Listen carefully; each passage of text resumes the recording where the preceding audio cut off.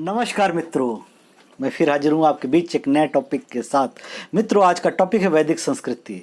आज ये वैदिक संस्कृति का हम सेकंड चैप्टर लेकर आए हैं। इसमें आज हम आपको 23 प्रश्न सॉल्व कराएंगे। चलिए, आपका ज़्यादा वक्त न लेते हुए पहले प्रश्न की तरफ चलते हैं। आज का हमारा पहला प्रश्न है, ऋग्वेद कालीन आर्य किसकी पूजा करते थे? ऑप्शन में है गाय की पूजा करते थे, प्रकृति की पूजा करते थे, वृक्ष की पूजा करते थे, हाथी की पूजा करते थे।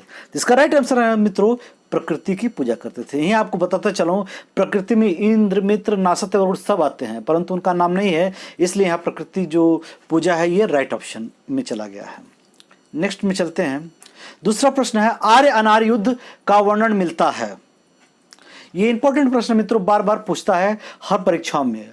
ऑप्शन में है उपनिषदों में, वेदों में, स्मृति में, जैन ग्रंथों में। तो राइट आंसर है मित्रों वेदों में।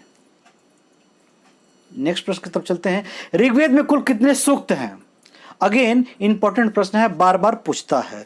ऋग्वेद में कितने सूक्त हैं? ऑप्शन में 10, 28, 10, 17, 10, 1008 और 10, 11।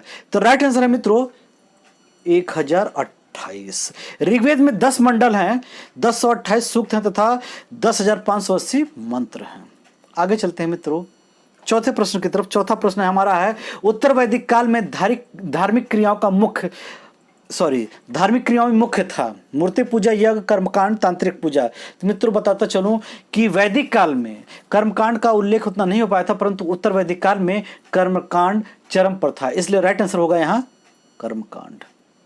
आगे चलते हैं अपने पांचवें प्रश्न की तरफ।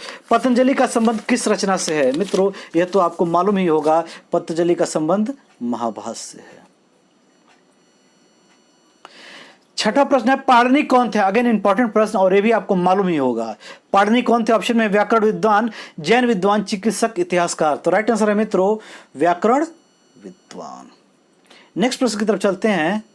सातवां, वैदिक समाज था प्रकृति पूजा, वर्ण प्रथा, पैतृक परिवार, यह सभी। मित्रों इसका राइट आंसर है यह सभी, क्योंकि आप जानते हैं प्रकृति पूजा पीछे बता चुका करते हैं। वर्ण प्रथा आपको मालूम है, ऋग्वेद के 10वें मंडल में वर्ण प्रथा का उल्लेख हो चुका है, और पैतृक परिवार तो था ही।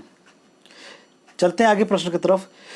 संस्कारों का वर्णन किस मूल पाठ में है? मनुस्मृति में, स्रोत सूत्र में, गुहा सूत्र में, धर्म सूत्र में। मित्रों ये इंपॉर्टेंट प्रश्न है और आपको मालूम भी होगा, फिर भी मैं यहां बता दूं संस्कारों का वर्णन किस मूल पाठ में। तो राइट आंसर है गृह सूत्र में। संस्कार का अर्थ होता परिष्कार अथवा शुद्धिकरण।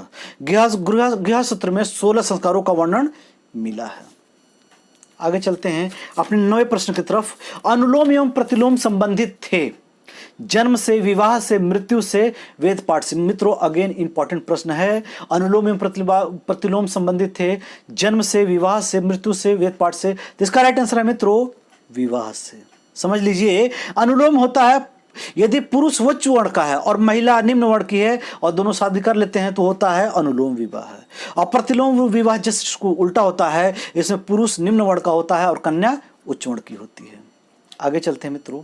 10वां, कौन सा वेद कर्मकांड से विशेष रूप से संबंधित है? मित्रों अगेन इंपॉर्टेंट प्रश्न है और यह बार बार पूछता है, तो इसका राइट आंसर है यजुर्वेद। आगे चलते हैं मित्रों अपनी 11वें प्रश्न की तरफ। ऋग्वेद संहिता के मंत्रों का 1/4 मंत्र किस देवता को समर्पित है? अगेन वेरी इजी प्रश्न और वेरी इंपॉर्टेंट प्रश्न। ऋग्वेद संहिता के मंत्रों का 1/4 मंत्र किस देवता को समर्पित है? ऑप्शन में अग्नि, इंद्र, मरुत, शिव। इसका राइट आंसर मित्रों इंद्र। 12वें प्रश्न की तरफ चलते हैं। ऋग्वेद में वर्णित सबसे सामान्य अपराध था। वेरी वेरी इंपॉर्टेंट प्रश्न, इसको आप टिक कर लीजिए और नोट कर लीजिए अपने नोटबुक में। ऋग्वेद में वर्णित सबसे सामान्य अपराध था। ऑप्शन में अपहरण, पशुओं की चोरी, डकैती, हत्या। तो राइट आंसर है मित्रों पशुओं की चोरी। ऋग्वेद में पड़ी नामक व्यापारी का उल्लेख है जो पशु की चोरी के लिए कुख्यात था। आगे चलते हैं मित्रों अपने 13वें प्रश्न की तरफ। 13वां प्रश्न है, दसरागी युद्ध किस नदी के तट पर लड़ा गया? ऑप्शन में है पुरुषड़ी, सरस्वती, वितिस्ता और सिंधु। मित्रों इसका राइट आंसर है परशुड़ी। ऋग्वेद में परशुड़ी अर्थात परशुड़ी को रावी भी कहा गया है। आगे चलते मित्रों। वेदांगों की कुल संख्या कितनी है? अगेन वेरी वेरी इंपॉर्टेंट प्रश्न। वेदांग की कुल संख्या कितनी? ऑप्शन में है 3, 4, 5, 6। मित्रों इसको आप नोट डाउन जरूर कर लीजिएगा। तो इसका राइट आंसर है 6। वेदों को सही से समझने के लिए वेदांगों की रचना हुई है। इनकी संख्या 6 है। वो है शिक्षा, कल्प, व्याकरण, निरुक्त, छंद तथा ज्योतिष। आगे चलते मित्रों, 15वां प्रश्न है, प्रारंभिक वैदिक कालीन आर्यों का मुख्य व्यवसाय था। ऑप्शन में है शिकार, खेती, मछली पकड़ना, पशुपालन। मित्रों इसका राइट आंसर है पशुपालन। आरंभिक वैदिक कालीन जो लोग थे वो पशुपालन पर निर्भर थे। 16वां है वैदिक युगीन इतिहास का प्रधान स्रोत। मित्रों अगेन वेरी इंपॉर्टेंट प्रश्न और बार बार पूछा जाता है। वैदिक युगीन इतिहास का प्रधान स्रोत क्या है? श्रुति, जातक, पुराण, राजतरंगिणी। मित्रों इसका जो राइट आंसर है वो है श्रुति। जो ज्ञान सुनकर एक पीढ़ी से दूसरी पीढ़ी तक पहुंचा जाए उसको श्रुति भी कहते हैं, इसको संहिता भी कहते हैं, ये भी जान लीजिए। आगे चलते मित्रों, अगेन इंपॉर्टेंट प्रश्न, मिताक्षर की रचना किसने की?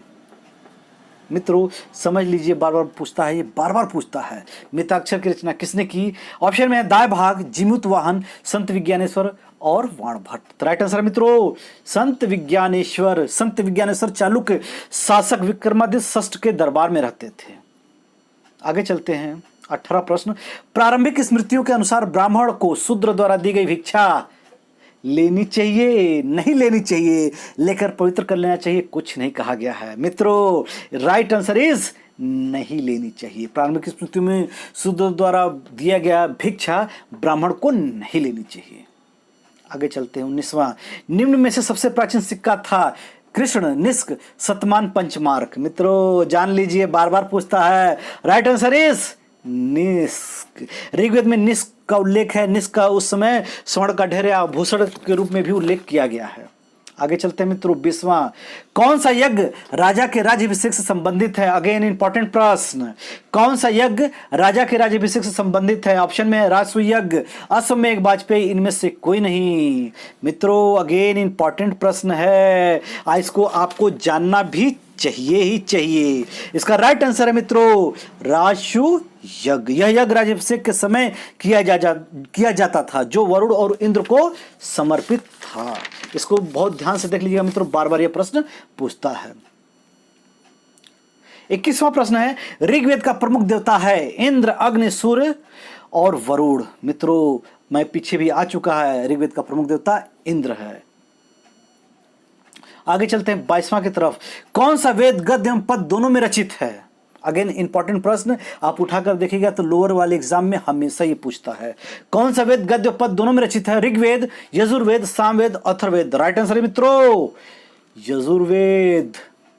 बिल्कुल डाउट नहीं होना चाहिए किसी को। अगला प्रश्न है, सुरा की आहुति किसका लक्षण है? सुरा अर्थात शराब। सुरा की आहुति किसका लक्षण है? अश्वमेध, राजसूय यज्ञ और सौत्रामणि, इनमें से कोई नहीं। मित्रों right answer is Sautramani. Sautramani यज्ञ में पशु और सुरा की आहुति दी जाती थी और यह यज्ञ जो था विशेष तौर से इंद्र को समर्पित था। मित्रों आज यह था वैदिक संस्कृति से हमारा 23 प्रश्नों की श्रृंखला समाप्त हुई। प्लीज यदि वीडियो अच्छी लगे प्लीज लाइक सब्सक्राइब जरूर करिएगा। धन्यवाद।